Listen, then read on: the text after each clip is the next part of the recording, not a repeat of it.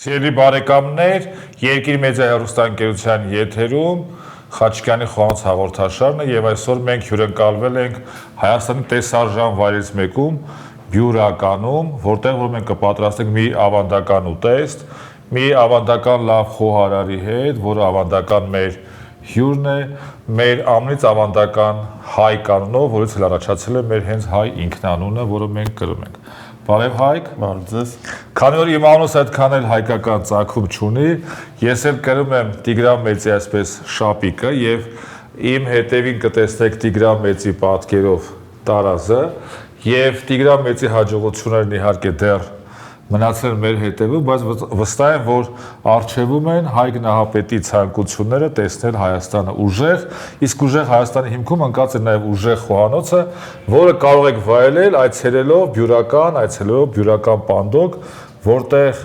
գլխավոր խոհարար, ինչպես ֆրանսիացիները կասեն շեֆ խոհարար Հայկը պատրաստում է խոհարական հրաշքներ։ Հայկ, այսօր ինչ հրաշք ենք պատրաստելու։ Այսօր կպատրաստենք յուրահատուկ ուտեստ, գարան փարդա, որի մեջ դնելու են գարան տժվժիկը, ինքը իրանից ներկայացնում է գարան, թոք, սիրտ, ջիգար եւ այլ համեմունքներով համեմված, փաթաթվելու է փարդայի մեջ եւ խորովելու է։ Փայլուն։ Հայկ, եթե ասես փարդա հայերեն ինչ է նշանակում, չեմ կարող։ Այս խոհարական հաղորդման ժամանակ ես խոստում եմ լավ նվեր։ Փարդա պարսկերեն բառը նշանակում է վարակույր, որովհետև եթե իրան բացենք շատ նման է վարակույրին, ինքը իրականում հայերեն կոչվում է ճարպոն, որովհետև ինքը ճարպային շերտն է, իսկ ռուսերեն կոչվում է սալնիկ։ Սալնիկը դե ավելի հայտնի է որպես մեքենայի այսպես կոչված պայստամաս, բայց ինքը իրականում հայերեն ճարպոն է կոչվում, շան ժողովրդի մոտ ավելի տարածված է փարդան։ Մեկ որ ասեցի տժվժիկա, հիշես ինչ կար տժվժիկա խառը։ Ֆիլմ, գործ։ Ֆիլմ կար տժվժիկա։ Փայլուն։ Ասեմ որ ֆիլմը ստեղծվել էր Հանճարեղ Հատրպետի գործի հիման վրա, իհարկե այդ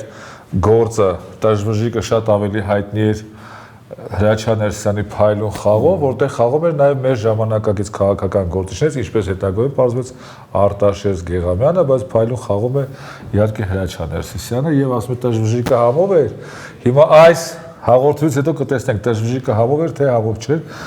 Ինչպես ասում էին հին հայերը, ինչ ենք անում։ Դե սկսենք։ Սկսում ենք, ճիշտ է ասում Հայկ։ Ահա։ Ստեղ ունենք մենք արդեն կտրատված իմ թվարկված գարան թոքը, սիրտը, լյարդը։ Դա այսպես ասած ջիգարն է, չէ՞ ուզում։ Ահա։ Հիմա համեմում ենք աղ։ Հայկ մի հայտնի խոսք ասում է, ուտեմ սիրտը, ուտեմ ջիգարը, ըստ քեզ ինչից առաջացել։ Չգիտեմ ճիշտն ասած տենց։ Այս վերջերս խոհարական վեճ կար եւ ընդհանրապես հարցեր այլ ժողովուրդներ նույնպես կիրառում են նմանատիպ արտահայտություններ թե ոչ, ամեն դեպքում գիտությունը հայտնի չի եւ ըստ իս դա նախաքրիստոնեական ժամանակաշրջանից եկող արտահայտություն է, որտեղ որ կենթանիների երբ որ նմանատիպ օրգանները սիրտը այսպես կոչված լյարդը ուտում են եւ իրանք ընդունված էր որ իրանք ավելի սրտապնդվում են, ավելի ջիգերակալում են եւ դրանից հետո ի նկատի ունեմ որ այնքան դու ինձ հարազատ մարդ ես որ կուզենայի որ քեզանից ուժ ստանամ, հա երևի թե։ Ահա։ Համեմեցինք արդեն ինչով 4 ռեհանով, 4 ցիտրոնով, աղ, սև պղպեղով եւ արդեն ավելացնում ենք սոխը։ Այո, գլուխ սոխը։ Ահա նայեք ինչ վարպետորեն է կտրատում Հայկը։ Սոխը պարտադիր շատ մանր պետք է կտրատվի։ Կտրման այս եղանակը կոչվում է փետուրաձև, չէ՞։ Որտեղ փետուրի նման է եւ այդպես փետուրի նման թեթևել Հայկը տիրապետում է խոհարության գաղտնիքներին։ Հայոց լեզվից մի քիչ ես հաղթում եմ իրա, բայց խոհարության մեջ ինքը անհաղթահարելի գագաթ է։ Ինչպես որ Հայկ Նահապետը, չէ՞, մեր պատմագրության մեջ։ Սոխը պետք է շատ լինի։ Այո։ Գիտեք, որ այսպեսի դարձված կա, որ անվերջ կարելի է նայել կրակին, հոսող ջրին, ինչպես նաև թե ինչպես է Հայկը տիրապետում դանակին եւ խոհարությանը, հա, ճիշտ եմ ասում Հայկ։ Երևի, որ դուք եք ասում, որ ճիշտ կա։ Ոչ միայն ես եմ ասում, այլ նաև Բյուրական Պանդոկի բոլոր այցելուներն են ասում, որ այստեղ առանձնատուկ համով է սարքում։ Դա ինչով է բացատրում Հայկ։ Դա բացատրվում է նրանով, որ ամեն ինչ փորձում ենք անենք, ոչ միայն ես եւ մասնավորապես մեր թիմը, խոհարարական մեծ թիմ ունենք եւ սպասարկող անձնակազմը, որ ամեն բան լինի, եթե ոչ իդեալական, գոնե իդեալականին մոտ։ Դու գիտեք, որ մենք տարբեր մեղրից մինչև նոյեմբերյան ունենք այսպես կոչված սնվելու հասարակական սննդի տարբեր վայրեր, ինչպես ժողովուրդն ասում օբյեկտներ, սա իհարկե մենք օբյեկտ չենք եկել, եկել ենք հասարակական սննդի վայր, եւ ինչ կուզենայի հուշել։ Մեր հաղորդումների ժամանակ ցուցադրվող բազում ուտեստներ դուք կարող եք ընդգրկել ձեր ճաշացանկերում եւ մի քիչ բազմազանեցնել կամ ինչպես միջազգային տերմին ասում դիվերսիֆիկացնել ձեր ճաշացանկերը կամ ինչպես միջազգայինորեն ընդունված ասել մենյուները, հա։ Հիմա ավելացնում ենք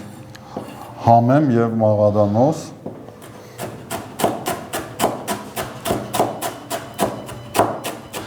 Ուրեմն 1996 թվականին մի խելացի մարդ կա, այդքան խելացի չի ինչքան մեր Հայկը, բայց ինձնից վստահաբար խելացի է, Գարիկ Կասպարովը։ Գարիկ Կասպարովը առաջին անգամ այսպես ձեռնոց նետեց համակարգչին, որը վայրկյանում 200,000 տարբերակ էր մտածում եւ ասեց, եթե հաղթի համակարգիչը, ապա կլինի մեքենաների հաղթանակը մարդկության նկատմամբ։ Եթե հաղթեմ ես, ապա կլինի մարդկության հաղթանակը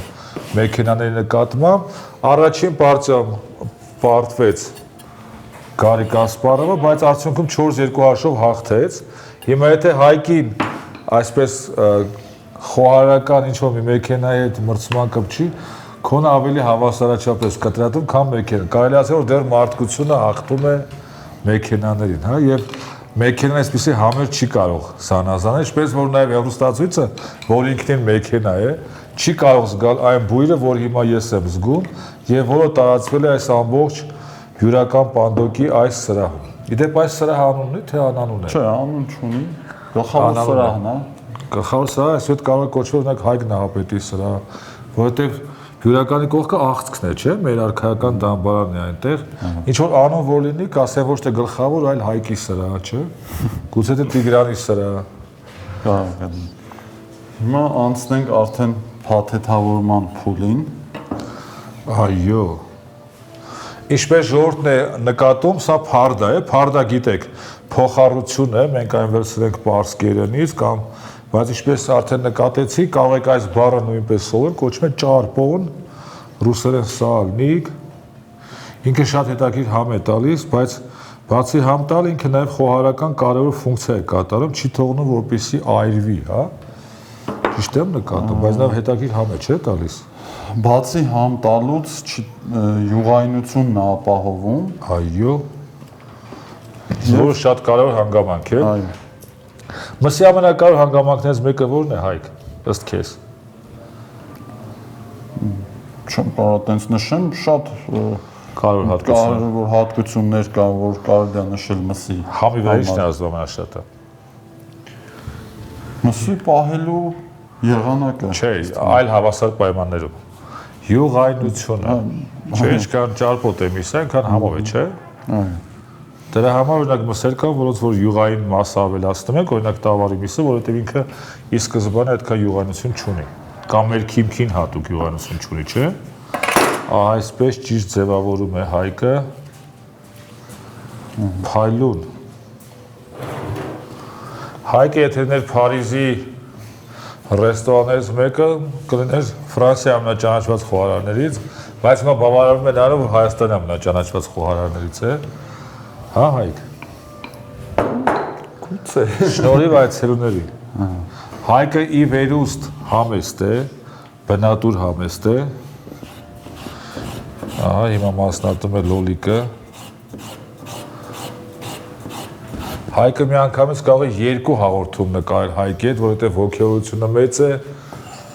որովհետև լավ է ստացվում, չէ՞ իր մոտ։ Դա ոնց որ ֆուտբոլիստ, որ խփում ես գոլ ես խփում, արդեն տրամադրություն բարձրանում ես, բայց խաղը հետ մի խաղակեսեր ավել լինի, որպեսզի այդ երրորդ խաղակեսներ շատ գոլ խփի, չէ՞, կամ գավաթային խաղերին Հայկի կտրտելը նման է Իշտոյանի խաղին 1973 թվականին, չէ՞։ Ինչ հայեց Իշտվանը, հիշում ես Հայկ։ Շափազանցնում եք։ Իշտվանի խաղը, չէ՞։ Իսկ ինչ հայեց Իշտվանը 1973 թվականին, հիշում ես։ Չէ։ Դու չես կարող հիշել, որովհետև այդ ժամանակ ծնված չես եղել։ Ծնված չեմ եղել։ 73 թվականին ծնված չէր, չէ՞։ Չէ։ Կարող ես պարզապես իմանալ, որ 1973 թվականին գավաթային խաղում, չէ, Մոսկվայում Դինամո Կիևի հետ մրցամարտում, երբ որ 1-0 կրում էր, հաղթում էր Դինամո Կիևը, խաղի նախավերջին 89-րդ րոպեին Լևոն Իշտոյանը գեղեցիկ կերպով գնդակը տեղավորեց Դինամո Կիևի դարպասում, ինչպես որ դու ես լոլիկը տեղավորում այս Խյուսի վրա, չէ, սիրտ, թոք, լյարդ, ճարպոն, հա, սոխ, համեմունքներ։ Եվ ավելացված ժամկետում նույնպես մեկ գոլ խփեց եւ այսպես կռեց հայ ժողովրդի ամենամեծ հաղթանակներից մեկը Հայկ Նահապետից հետո, հա։ Հրաշալի։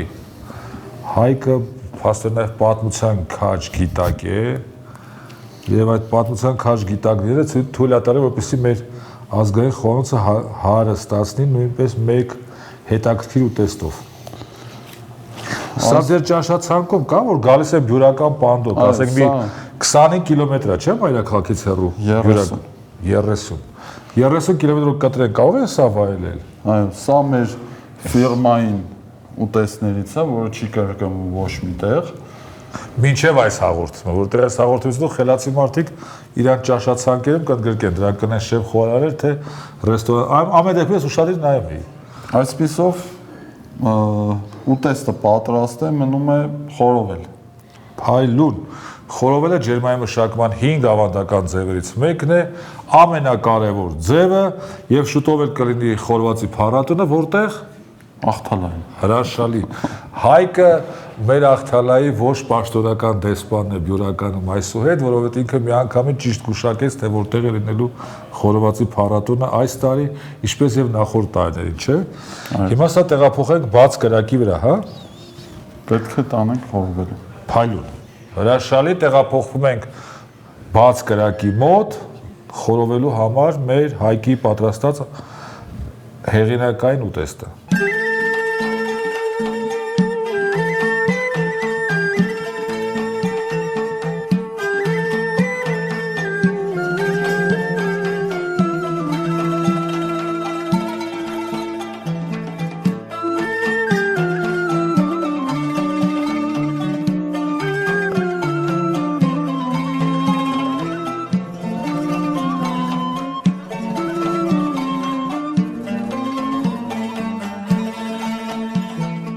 Սիրելի բարեկամներ, մեզ համար ամենասիրելի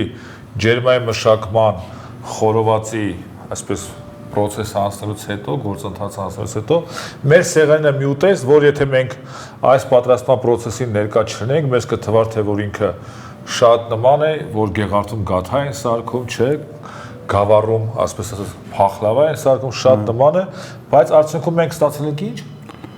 Արդյունքում ստացել ենք խորոված արած դժվժիկ, գարան։ Փայլուն, այս անգամ Հայկը չփորձեց իր ճակատագիրը, որովհետև հենց ասել փարդա, ասել բա դա ճարպոն, հա, եւ այս ճարպոնը մենք ինչով է ցանկալի որ խմենք, կարմիր գինով։ Փայլուն, այսինքն մենք համտեսենք կարմիր գինով, գիտեք որ բյուրականը հայտնի է 3 բանով. A. Բյուրականի աստղադի տարանով, B. Հայկի պատրաստած ուտեստներով, որ մատուցվում է բյուրական պանդոկում, եւ G. այն գիներով, որ պատրաստվում է բյուրականում, եւ մասնավորապես մեր լավ բարեկամ Արթուր Մնացականյանն է պատրաստում եւ մեր շատ լավ այլ բարեկամներ աշտարակում են շատ լավ գիններ պատրաստում։ Փայլուն։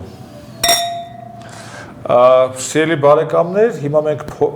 մի հատ խմենք մեր այս հաղորդման գլխավոր հերոսի մեր Հայկի կենացը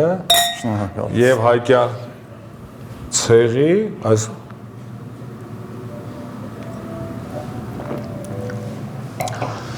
Փայլուն։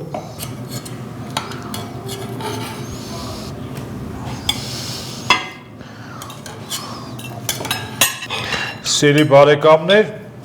մենք նկատում ենք ինչքան ախորժաբեր տեսք ունի եւ առաջին անգամն է որ պետք է փորձենք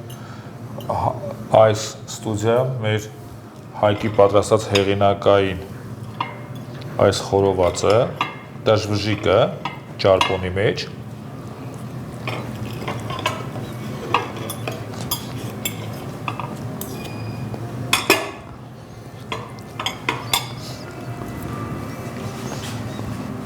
Եթե մեր հաղորդումը տևեր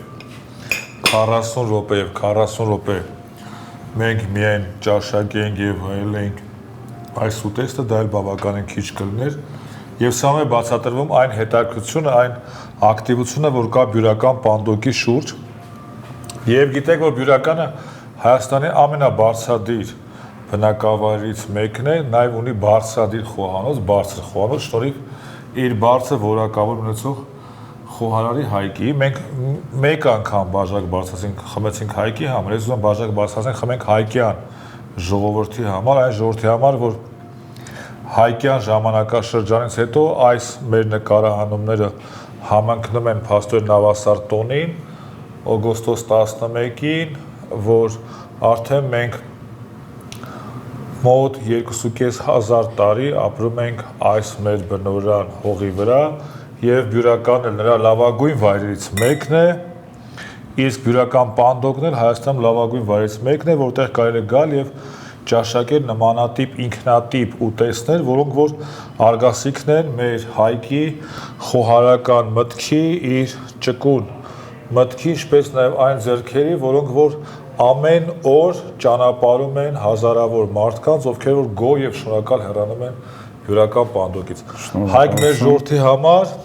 եւ սիրելի հանդիսատես, սիրելի հեռուստադիտող, կհանդիպենք կրկին անգամ մեկ շաբաթ անց Երկիր մեդիա հեռուստաընկերության եթերում ամենաազգային, ամենակոլորիտային Խաչիկյանի խոհանոցը հաղորդաշարի շրջանակներում, որի կոլորիտը ապահովում են առաջին հերթին մեր հյուրերը, այն բնությունը, այն միջավայրը, որում մենք ստեղծում ենք մեր հաղորդումները եւ այն ստեղծագործական խումբը, որի աշխատանքը երևում է կադրում, բայց ոնց դեմքերը դուք չեք տեսնում կադրերում, չնայած եւ մենք խնդրել ենք, որպեսզի այսուհետ մեր օպերատորները արձանագրեն նաեւ այս ստեղծագործական խմբի անդամների, մասնավորապես ղեկավար Վանիկ Հակոբյանին եւ մնացածին։ Սիրելի բարեկամներ, չենք մոռանում, որ բաժանորդագրվում ենք Երկիր մեդիա հեռուստաընկերության YouTube-յան եւ Facebook-յան էջերին, մասնավորապես հղում կատարելով Երկիր մեդիա հեռուստաընկերությունը, որտեղ կարող եք փնտրել եւ գտնել Խաչիկյանի խոհանոցի հաղորդումները, որտեղ կարող եք փնտրել եւ գտնել նմանատիպ ինքնատիպ, յուրօրինակ եւ հաճելի մատուցմամբ ուտեստներ, որոնք կզարդարեն ինչպես ձեր խոհանոցը, այնպես է կարող են զարդարել ձեր ճաշացանկը, ինչպես տանը, այնպես է հանրային սննդի այլ վայրերում։